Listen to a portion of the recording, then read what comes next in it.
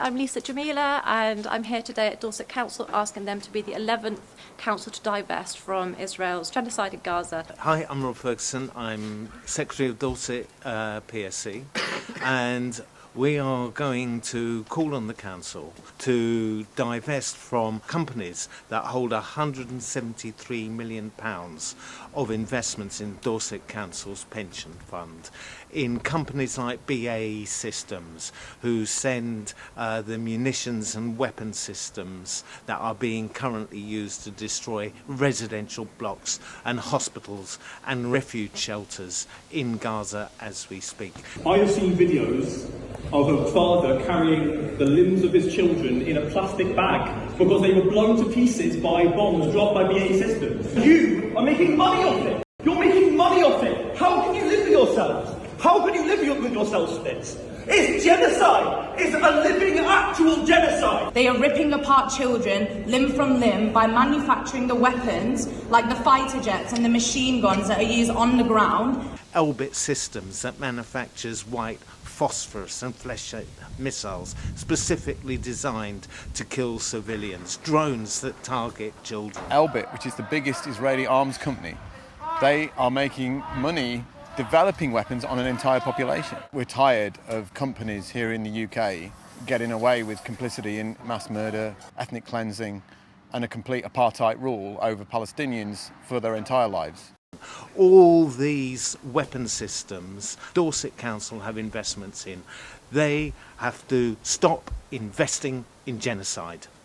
My name is Rob Ferguson, Secretary of Dorset Palestine Solidarity Campaign. I'm one of the many Jewish voices that are often not heard on this question. I share this deputation with Lisa Jameela Musli, a woman of Palestinian heritage. The International Court of Justice has ruled that there is a plausible case of genocide against Israel. In truth, genocide is in plain sight, live-streamed. A rising number of Jewish Holocaust historians of international renown, including Israeli, have deemed Israel to be committing genocide in Gaza. Today is Nakba Day, commemorating the destruction of Palestinian society and homeland in 1948, when the majority of the Palestinian people were driven from their homes. You have before you, therefore, a submission that resonates both with the past and with the present. I hope every councillor has read our submission. As the Financial Times pointed out this week, pensions committees hold the keys to local government's pensions assets. You can vote for the position your pension committee members should take. 10 councils have already done so, and PSC is campaigning across all the local authorities in your Brunel pension pool. Dorset Pension Fund complicit investments total £174 million across 71 companies, including BAe Systems, who supply components to combat aircraft, munitions, missile launching kits and armoured vehicles to Israel. Caterpillar, who supply D9 bulldozers used to demolish Palestinian homes, schools and villages. In companies who manufacture components for bombs, drones and F-35 jets. In the Israeli company Elbit Systems, who manufacture white phosphorus, cluster bombs and fleshlight projectiles. All of the above are used systematically against civilian targets today.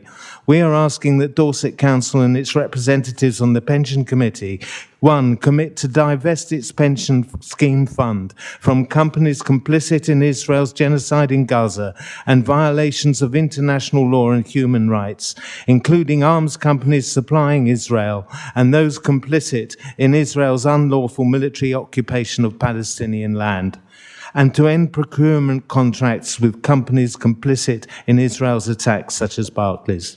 I have 2.5 minutes to demonstrate the cruelty Israel has inflicted on over 14 million Palestinians, half of whom have already been ethnically cleansed from their land, 4 million living under military occupation in the West Bank, and 2 million facing genocide in Gaza. So which story do I choose? Dr. Al-Bursh, held for 4 months without charge in an Israeli detention center before he was tortured to death. 6-year-old Hind Rajab waiting for hours for the paramedics to save her. They never arrived. They were killed. The 8-year-old boy who walked into a hospital and when asked, "What's in your backpack?" replied, "The body parts of my little brother."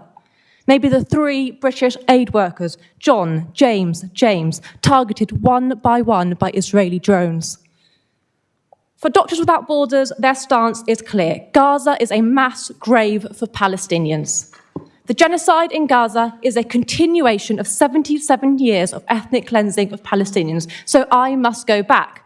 2014, 8 boys go to the beach to play football, 4 are killed by Israel in what their ministers call mowing the lawn.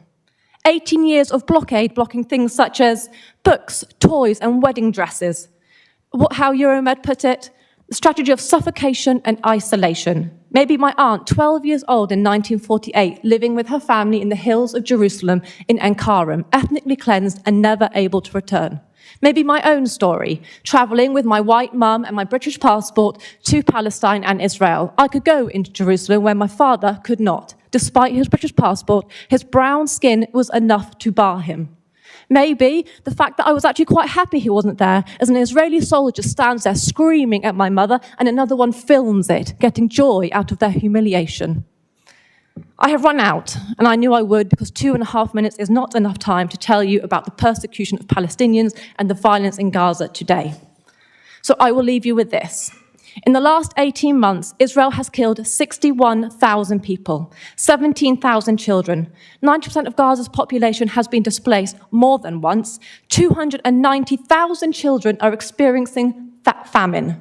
The UN shelters, hospitals, and even so-called evacuation zones have been bombed. Gaza's health infrastructure has been obliterated. UN experts declare that Israel's starvation camps is a form of genocidal violence. You've now had your 5 minutes between you.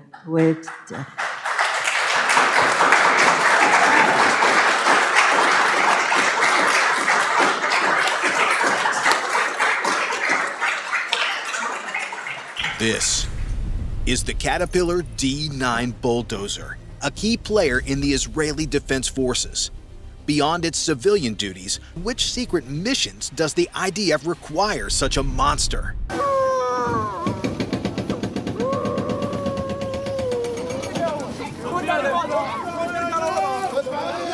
I'm going to tell you a story about my auntie, as it's the anniversary of the Nakba today, so 77 years since the Nakba, and I'm going to tell you a little story about my auntie. So she goes now by the name Walid, which is mother of Walid, but before that she was a 12-year-old girl and her name was Usra, and she lived in the village of Enkarim on the hills of Jerusalem.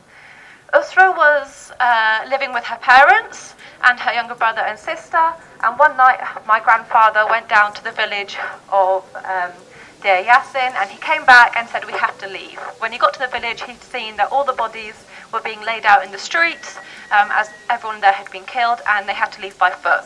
She had her 6-week-old baby brother with her, her 2-year-old brother, her 6-year-old brother, herself and her older brother, and they went overnight and they walked to Hebron.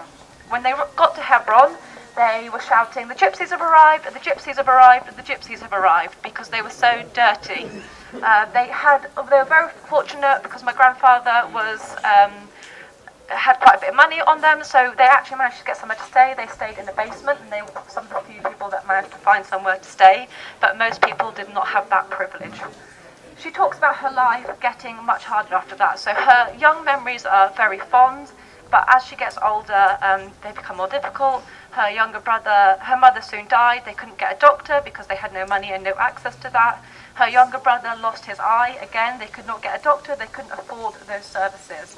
They all had to work incredibly hard, and they sent the young men away so that they could get educated. This was a continuation of her life.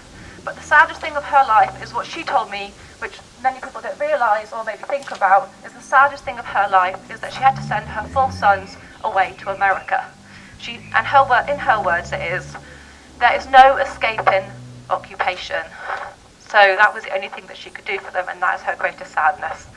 So I think we just sometimes forget of all the ways that occupation and displacement affects families, not just in the immediate brutality of the violence, but actually the ripples it sends through their families for generations. She's now an old lady. All of her sons and her family live abroad, and they're wonderful people that go and collect her and all sorts, but that is actually an effect of the occupation. It has ripped apart families, communities, cultures for the last 77 years. So just to Palestine and to everyone who's trying to keep the communities together and fight for each other.